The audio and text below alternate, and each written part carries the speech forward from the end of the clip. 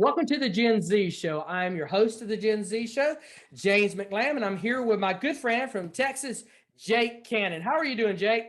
I'm doing good, James. Glad to be here. Excited to hear what Dan has to say for us today. Yeah, today's guest is a leadership consultant, a coach for aspiring teams that really want to develop a championship culture, Dan Horwitz. Now, Dan is a referral to us from a previous guest that we had, Tammy Matheny, who is a mindset coach who works with athletes and youth on developing a championship mindset. She works with the individuals. Dan works with the team. But as we learned today, it's not just athletic teams. He comes from a basketball background. It's not just basketball teams and athletic teams that can use the principles that he talks about, but it really applies to all aspects of our relationships, whether it is, other types of teams, maybe academic teams or club teams, in the workplace, or even in, we talked about even study groups together. So we had a great conversation with him, and it was a give and take conversation. He was asking us questions as much as we were talking to him as well. Jake, what was one of the big takeaways that you had from our time with Dan? By far, one of the biggest takeaways that I had was when he talked about a chapter in his book, one of the 14 principles that he wrote from his book, I believe called Help You Up, Help Us Up. Help them. Help Up. Yep. Help them up. And it was one of the first chapters in it that was warm up and stretching. He had mentioned a little bit about how he went and watched the UConn girls team go through a practice and kind of analyze their culture, see how they do things, just for some tips and pointers. And he kind of mentioned how they were warming up and they were stretching. It wasn't just your routine warm up and stretches, but all the girls on the team had little sayings. So they went throughout their stretches and built that camaraderie before practice ever started, so that once they did get into the nitty gritty drills and skills they were practicing and working on, that they built that team camaraderie already and felt close together as one. And I think that that's one of the biggest takeaways that I had as I go into a new season in life and we all kind of start moving forward. That's one of the biggest things, that just to build that camaraderie before we get into the nitty gritty, so that we'll be unified once we start and we can be better because of it. Listen, I saw a lot of applications for the 14 principles that he talks about in his book, Help Them Up, that not only apply for teams and athletic teams. That's just kind of the examples he used, but can apply to all aspects of your life. We even talked about how it applies to the family. So let's just stop talking. Let's just stop talking right now. And let's jump in to this interview that you're going to want to share, comment, and like with Mr. Dan Horwitz, the author of Help Them Up, 14 Principles to Educate, Energize, and Empower Your Team to Build a Championship Culture.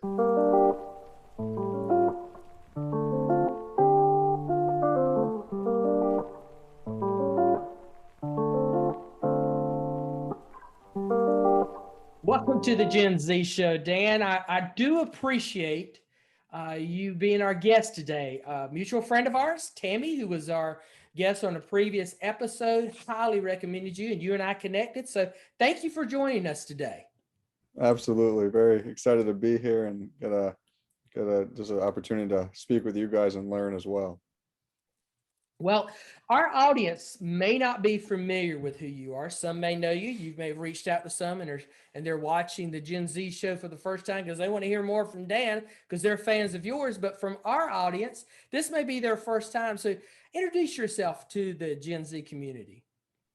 Yeah, thank you guys again for having me. And I'm born and raised in West Hartford, Connecticut. And I think sports have always been really important to me. And I went on to play from playing recess in the backyard with my friends all the way up into college. And that was a dream of mine as a 10-year-old kid, was just to play in college. And I was Division III, but I learned a lot, really good experience. And now I kind of work as a consultant with some leadership stuff and some basketball training. So just doing a few things that I enjoy doing every day and just trying to spread the positive vibes as much as I can. So your experience with working through college athletics and through sports during this time, gave you a lot of help mold a philosophy to you how to really develop a championship culture. And you had so much energy and so much excitement about it, you went out and wrote a book, which is just an awesome thing. And we're grateful that the book is there over your shoulder there. Tell us a little bit about the premise of the book, the 14 principles to educate, energize, and empower. Yeah, so it was definitely a team effort. I definitely have to give credit to all the people that helped me write it and gave me the knowledge to share their thoughts with others. So as I mentioned, I played in college and my record was 13-87 in 4 years. So we Oh, lost a lot wow. of games. Yeah, lost a lot of games. Not like Coach K, who now we know is retired, or all, something like that has all those wins. But it really sparked my love for learning about championship programs and what it takes to be a champion. And so after 3 years of coaching at the collegiate level, I decided to put it to paper and just share all the thoughts I had. And I think it's reached a good amount of people so far. And it's really just about being a good teammate and controlling what you can control. Things like helping your teammate up off the ground. That's where the title "Help Them Up" comes from. And pointing to the passer. If somebody gives you a great pass, pointing, saying thank you and acknowledging them. So things like that. And I learned them all from really successful coaches. So it was really cool for me to be able to put it into a book and share it with people. And I'd like to think it's a quick read and something that people can have with them on the court. But a lot of people have also said that it translates to the workplace as well in other sports. So that's been, I think, the best feedback I've gotten. Well, that's what I was going to ask you. I know you wrote that specifically from the premise of working with athletes, specifically basketball teams. But why would Gen Z want to read this book? Why do they need to be concerned about a championship culture? Why would youth in their late teens and early 20s that, their only aspect of playing basketball maybe pick up on the playground? Why would they want to understand the principles about developing a championship culture? Yeah, it's a great question. And to me, leadership is influence. And I think everybody has influence.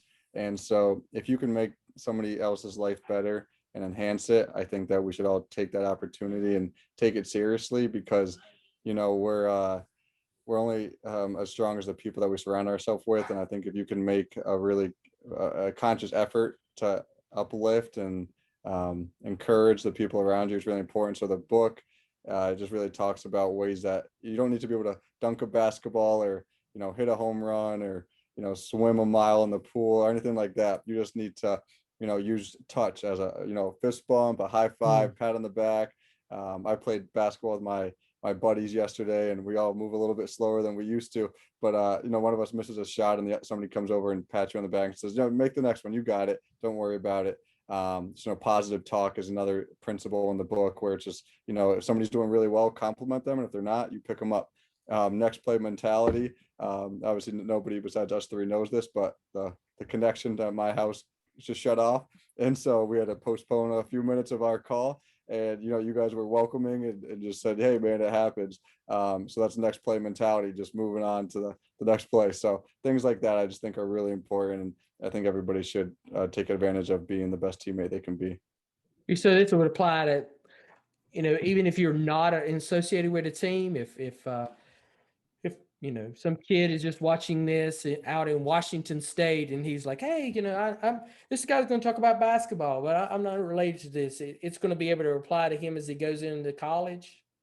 Yeah, absolutely. I think that if you have that mindset going into it where you can learn from it and apply it to your life, I think it can have a positive impact. For example, there's a kid I coached and his dad read it, and there's a thing called the accountability circle where at the end of a practice or at the end of a day or a project, for you, Jake, if you had a group project or something like that, you guys can talk about like, hey, what went well today?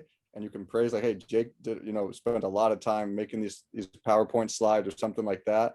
And, that really made our presentation awesome. And then it could also be once you get past that phase of positive feedback, you can maybe hold each other accountable. Like, hey, maybe you could have done a better job, maybe making eye contact with the audience if it was in person or something like that. So it's just a safe space where it's not, coming at the person, but just the behavior in a way that you could make the group and team better. So having that space. So the reason I bring up the kid I talked about his training, but the dad said they do it as a family, at night, like they all meet together and they have a little accountability circle, and they just say, hey, like they praise each other. And then if there's something that came up and they wanted to communicate it,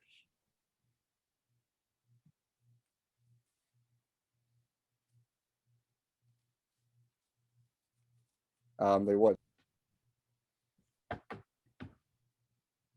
Paused out Yeah, just a second. So we didn't catch that last little line there that you said, if you want to repeat that. Yeah. So for the accountability circle within within using it within a family, you can praise each other, and you can also hold each other accountable if you had something you wanted to voice or communicate to your family, just so you don't go to sleep on it, then it's a safe space where you can do that. it's clear that you're extremely passionate about these principles that you wrote about. That's just, your book speaks volumes about these principles that you've come to develop and share with other people that have worked in their families and on their teams. But if you had to pick one of your favorite principles out of the book, which one would it be? That's a great question, Jake. Favorite principle? Well, I really like I'd say help them up, the title of the book. And it's because I enjoy talking about my twin brother, Ben, because he was always the first teammate to sprint over and help me up off the ground and help. He could be the farthest person down the court, and if his teammate fell on the ground, he's going to make sure he gets at least one hand and helps him up, gives them a pat on the back and checks in on them. So help them up in regard to like everyday life. It's, you guys are obviously very positive people and enjoy, serving others. So it's, when if you guys are having a bad day, it's probably easy to tell because you're very, uplifting type of people. So if you can, if somebody around you, one of your teammates can acknowledge that and check in like, hey, what's going on? Everything okay? Like you're usually a little bit more upbeat. That's a way to help somebody uplift their spirits for the, and I think that's really important because we all can't be, on our A game every single day. So having people around you that know you, that care about you, I think is a really important thing. So that would be my favorite principle. That's I what like you that named the one. book after. Yeah. And I'm curious for you guys, like, in your like daily lives, how have you been able to, like, what's something that each of you do to lift the spirits of, your teammates, whether it's your family, friends, or, students, just things like that. Yeah. Jake, One of jump the- on it. Yeah, one of the little things that my family kind of does that my dad's done for probably 2 years now, but he just sends a good morning text. And that's kind of when we get to call and catch up, especially with my brother playing baseball in Maryland. And then I'm 8 hours from home away at school. So that's the little time that we know, like, good morning, how are you? Then we know, hey, when I get a chance, I can call him and we can talk things through. And same thing with my mom, my brother, my sister-in-law. It's really cool that we had that little thing and never really thought about it till now, but that definitely brightens my day as we get going. And I really enjoy that more than I thought I would, and appreciate it now that I'm older and live away from home. Thank Jake, you I for didn't sharing even that. I didn't even think about your brother when I reached out to you to do this, and thinking about what Dan is writing about, creating a culture, specifically around sports, is the fact that your brother's, playing minor league baseball for is it Aberdeen? Yep, he's in Delmarva right now playing on an Orioles A team. So Wow. living the dream. I'd forgotten completely about that until you said that. I was like, oh wow, that's good. With us at Generation Z, the people who come through our program, we try to be as intentional as we can, especially after after they finish the class, to reach out to them as much as we can. Sometimes it's just a quick text to say, hey, how are you doing? Or an email. We do some calls. And what we've realized is that for some, it catches and they reciprocate it back. Jake's a good example of that. It brightens my day, when out of the blue, I'll get a text from Jake, say, hey, I hadn't talked for you in a while. I hope everything's going well. And I'm like, oh man, cool. What's going on? What's going on in Texas? What's happening there? And so that's, I like the concept that you said about help them, because that's a reciprocating type principle. Not only are you helping that person, but that person you get that good feeling as well as you're doing the action as well. So I like that one. So what do you do to help them up? Yeah. I mean, like you guys, I think, Jake just mentioned, but my mom sends a group text or a individual text every morning. And, that does put a smile on my face as well. And I think, sometimes you don't appreciate it because it happens every day. But, when you have a time like this and the space to reflect on it, it is really special. So I guess for me, like if I see listen to a podcast or read an article or see a quote, I'll share it with somebody that it resonates with me and made me think of them. Because I think it takes very little time to send a quick text, like you just mentioned, James. That means a lot. For example, at the school I work, there's somebody that works in the dining hall, and she said something on her bucket list was that to play chess. She never played chess. And I was out shopping the other day, one of my friends said that they saw chess. It said no stress chess. And so we went and we bought it and gave it to her today. And she said it like really made her day, because now it kind of teaches you how to play. I'm planning to play with her. So I think that's, learning about somebody, finding out that's a bucket list item, and then it just happened to be there. I felt like that was a kind of a sign, like I needed to get it for her. So little things like that, I think, can really go a long way in helping When somebody. you said that, it reminds us of something that we give all of our trainers. Do you know where I'm going with this? Those pads, the I like pads. It is a pad of paper. It's about this size here. Just little pad that you can rip off the thing, and it has printed on it I like, and then a space, because, and then a lot of lines under it. And we encourage every time someone shares something or every time someone talks about something at our program that they write that down, and hand it to them. And then on the last day, when people are sharing what the experience has meant to them, the entire group does that. And you'll come home with, I don't know, 20, 30 of those. Isn't that about right? Yeah. About 20 or 30 of those that you'll come home with that you can share with your friends. And I have mine. They're over there in a cabinet over there. I have everyone that was ever given to me. I don't throw them away. I keep them. Everyone, and even now, we've been doing this for 7 years. Even now, I can go back to the first class and I can find those.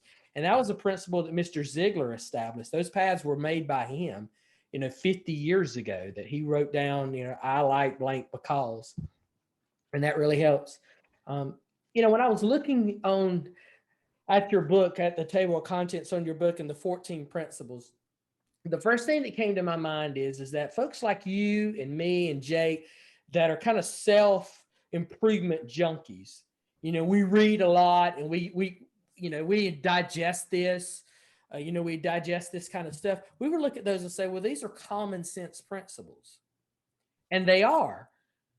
But Dan, why do you think so many teams, and whether it's athletic teams or school teams or companies or, just families in general, why do they miss the boat on this? Why are they struggling with this?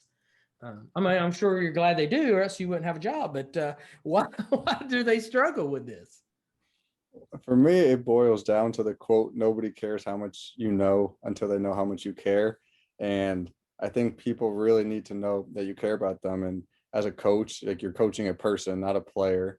And, if you're in the workspace, like you're not a robot doing work, you're a person first. So how can we connect with one another and let each other know that we care about each other and then go get the job done? In regard to why people miss out on it, I really think the leader, I like to talk about the servant leadership pyramid, where it puts flips the pyramid upside down and the leaders on top. And then it's like, how can I best serve you, James, and serve you, Jake? And not everybody's a cookie cutter way of what they need. So learning what they need, their strengths, their weaknesses is really important. So I think it has to come from the leader. It has to be something that is communicated and practice. And if it's not, then it kind of just gets, put to the side and is not a priority. So the best leaders, I think they really put their people first. And when you do that, I think whatever you're trying to achieve, you have a fighting chance to do it. Before you got jumped on the call, Jake and I were looking over the table of contents, and the very first principle, warm up and stretching, I want to know what that is. I want you to dive into that because I was looking at that. I was like, okay, that makes sense. You always warm up and stretch before you do anything athletically wise. But how does that work with the leadership principles? What does that mean? Yeah, that one was, I think, was really fun to talk about. So warm up and stretching. So I live in Connecticut, UConn women's basketball, a really good program. So I reached out, went to a practice, and there's probably like 15 coaches on the sideline, and got my notebook, and just ready to learn. And within the first 15 minutes, I was like, I need to like do something with this information. So basically all it was the whole team lined up on the sideline, and one player would yell high knees, and the whole team yelled high knees, and I was like, whoa, like what just happened? Like it was like powerful. And they proceed and they go to other, and they're in perfect unison. It was like a dance routine, and they do high knees back, and then they said butt kicks, and then they all yelled butt kicks, and they came back, and then they did like karaoke, and then the coolest one was a hamstring stretch. It's kind of like you're scooping. So one would yell vanilla, and then they all say scoop, and then they go a few more steps. They say chocolate, and then they say scoop. And it was like they were having fun. This is the best team in the country at the time, and they're like just like all about like the unity. And I was just like, wow, like so building the camaraderie into the warm up was so important. And then they ended it with like tag, like they dropped to half court, and then the one person would be it, and they would try to tag each other. So they're still moving, getting active, but they're having fun doing it. So though that's kind of where warm up and stretching. So for anybody that's in the workplace, just trying to find a way to kind of energize your team to start the day. For you, Jake, like I guess the question I have is like, is there a teacher that kind of, obviously a lot of things are via Zoom. Is there any teacher that you have, a professor that kind of gets the class going a little bit, or technique that you've been a part of? Because I know obviously you have long days, so I think that's a great way to get the team engaged. Yeah, definitely. So I'm taking a summer class right now, and one of the cool little things that one of my professors does, even though it's an online class and he posts lecture videos, in his video, it's like a little brain teaser. It was like MEREPEAT, and it's like repeat after me. Like me was before repeat. Just little brain teasers like that kind of like lighten the class before he starts the lecture. It gets everyone in a good mood for the class. And honestly, it's a good way to like open our minds to learn and stretch those a little bit, because it is more of a challenging class. So it's a fun way that we all get engaged. And some of the kids that I know in the class, we've talked about it and really like him. So we hope he continues to do that. But I think it's the smallest things that make the biggest impact when it comes to kind of stretching and getting everyone warmed up to the environment and the team and the crew. And it's pretty cool. Yeah, that's really awesome. I think if he ever stopped, you could always shoot him an email like, hey, what happened to those? I really enjoyed them. But that's awesome that he's does something like that. So thanks for sharing. So to bring that down, the warm up and stretching is kind of twofold. One is to build the energy of the team, and two is to build the camaraderie. The friendships, the build it before we even start the work. Let's have some fun together before we get started.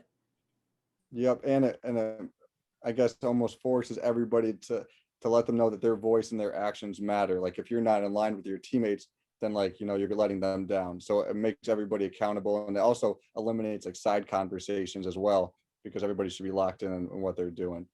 Ooh, that's the point that I like. I'm glad you brought that up. Eliminating those peripheral conversations that are not related to the team. I've watched. My son played football. Well, he played football. He's graduating now. Might try in college, but I watched teams this year in their conference, do their warm-ups, and some you can tell are just kind of going through the motions.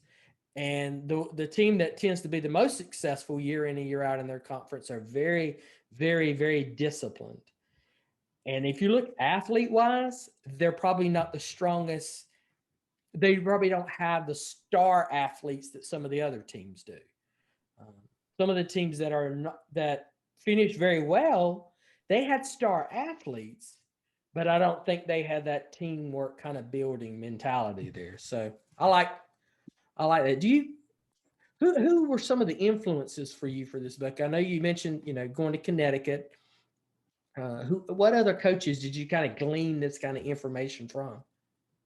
Yeah, well, one, I want to say I admire that you're your approach to watch how teams warm up, the fact that you're taking the time to try to see that and then, you know, see the correlation between a team that may be less talented, but a better team, you know, that, you know, you can have a fighting chance, you know, anytime you play. So Well, I'm that's glad you awesome. appreciate that, because my wife gets annoyed at me sitting there analyzing everything that's going on with the youth culture.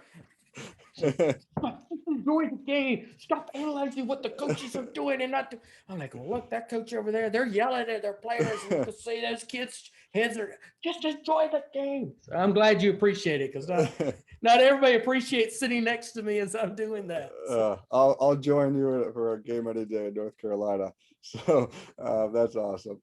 But for like inspiration, so my twin brother, actually Ben, so I mentioned him, he coaches at Hobart College in Geneva, New York, and his head coach is just like all the stuff we're talking about, culture, leadership. He is like the guy. Very young coach. In his first year, he made it to the Sweet 16 in Division III for the basketball team before COVID shut the season down. But I went to go watch them at the Springfield College, which is where, you know, Basketball Hall of Fame is. And every time after a shooting foul, their team would come together and put their arms around each other, all 5 guys, and communicate a message. And you can compare it like you were doing, you know, at those football games. The other team was going in 5 different directions.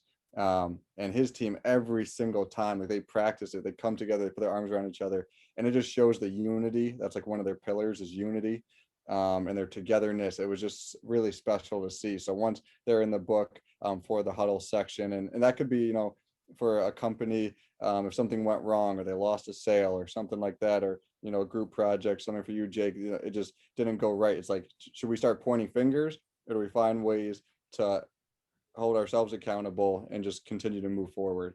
And I think that's where teams kind of, you know, lose their edge. I think an edge is being a unified front. So he was definitely an inspiration. And then Yale, Coach Jones, he does a great job with his guys. And I've been around him for a while now, just working his camps. And they do a warm up, like their handshake line. They all run down, give a high five and a hug. And a lot of them do like cool handshakes. And it's just a way for them to all have fun before the game. And they love it. So if Yale's doing it, UConn women's doing it, Hobart's doing it, and they're all the best teams in the country, and they take no talent, then I think that, you know, everybody should at least be aware of it to incorporate it if they felt that was, you know, going to help their team. I could see that in a lot of the things that Jake and I've been in part of, is building that kind of level. And I guess for you guys, what do you think is like the most important ingredient, James and Jake, like to building like a team? Like, you know, and I won't even say my thoughts, but just curious, like what's like the 1 or 2 main things that kind of build that unified front?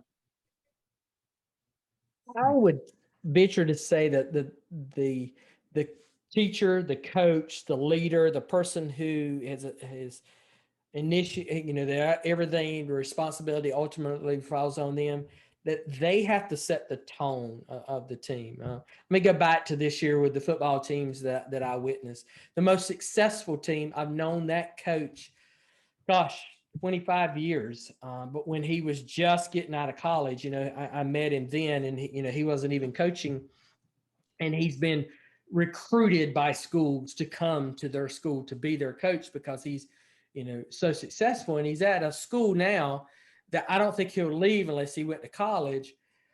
They are, because of the type of school they are, they don't draw the best athletes, but they do create the best team. He does not. They have some good talent. I'm not knocking any of their talent. They have really good talent. But if you look at the end of the year where their players are going, and if you use that as a metric of talent, how many players of theirs are going D1? How many of them are going D2? Hardly anyone.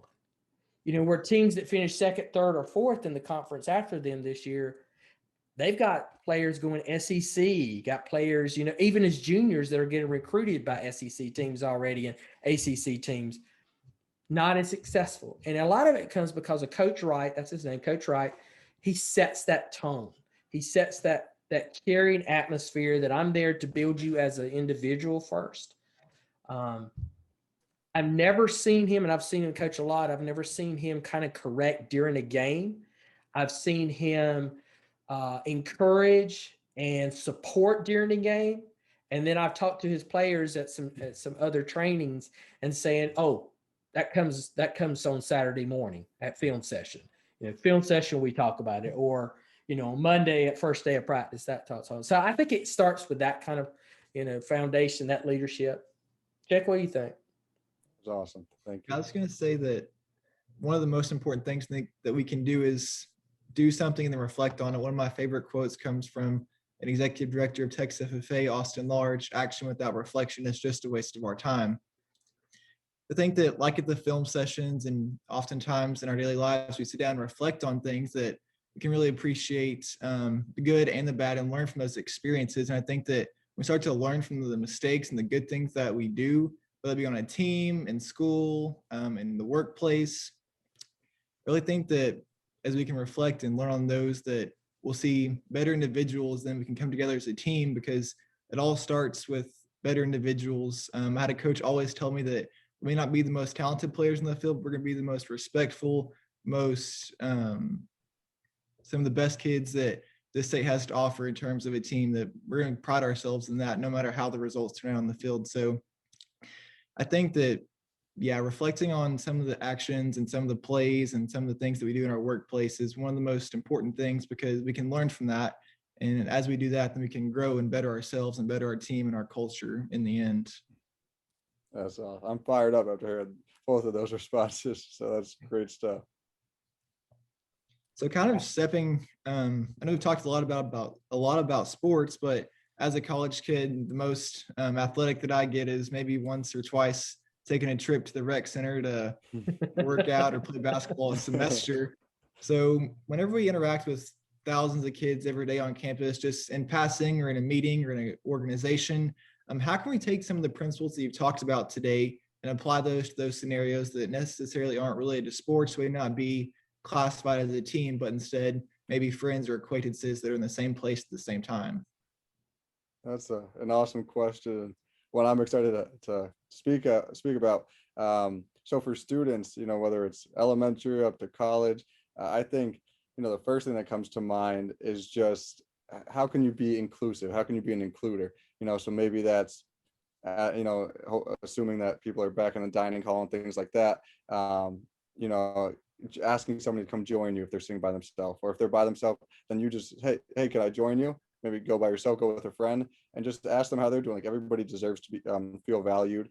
And you never know what you're going to learn about somebody. I think everybody adds a lot of value as well. And I think we're a combination of all the people we've ever met. So if you take that opportunity to meet somebody, you can, it's beneficial to you too, because you'll probably learn about them and make them feel good.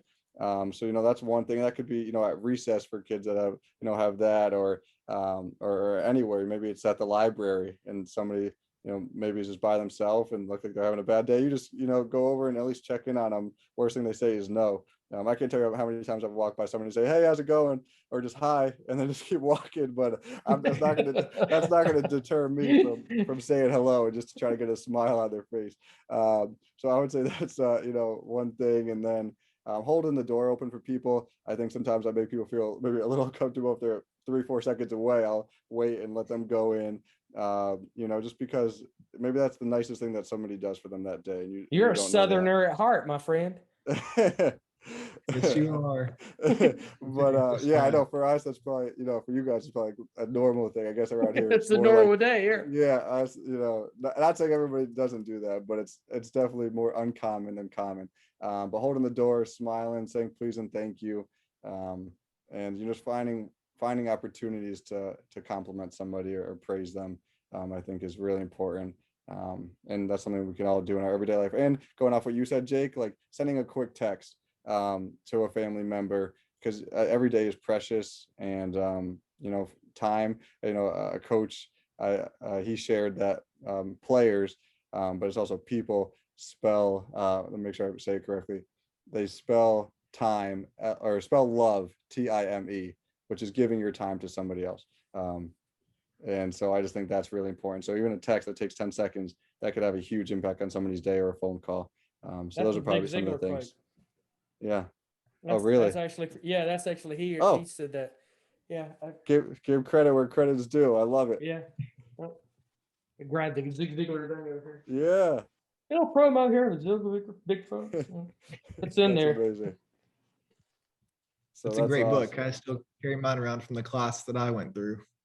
That's I'll have to get a copy of that. But yeah, that's where I heard it. But obviously, it came from a great leader. So that's great that the message is still being spread. I'll Yeah, send you a one of my download of it. Okay, thank you. Do you guys have a favorite quote that you would say is, or a favorite word or something like that you guys, I mean, obviously you guys are very energetic, positive people. So I love to, to learn as well. Well, for me, mine is obviously a Ziegler quote. I mean, if it wasn't, I would lose my ability to call ourselves Generation Ziegler.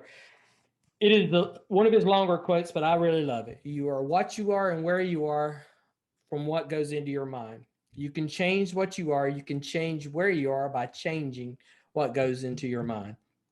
So I love that quote because I think it's very simplistic, but it's so profound at the same time. And I use that as a foundational principle when even talking to youth about, okay, what are you listening to on a daily? Oh, it doesn't affect me that I listen to this type of stuff. Oh, you're an idiot, because it does affect you. It affects you greatly if you're listening to the negative stuff out there. Don't be so naive on this and really grasp the fact that you need to put the pure, the powerful, and the positive inside of you daily in order for it to come out. Remember the old, gosh, this was before my time, even when they first started out with computers and, GIGO was you know what GIGO, G-I-G-O? It was a computer terminology when they first started programming. It was garbage in, garbage out. So if you put garbage into a program, a computer, that's what you're going to get out. It's the same kind of concept. So thank you for sharing That's one of my favorite Zig Ziglar ones, but probably one of my all-time favorite quotes is from Eleanor Roosevelt.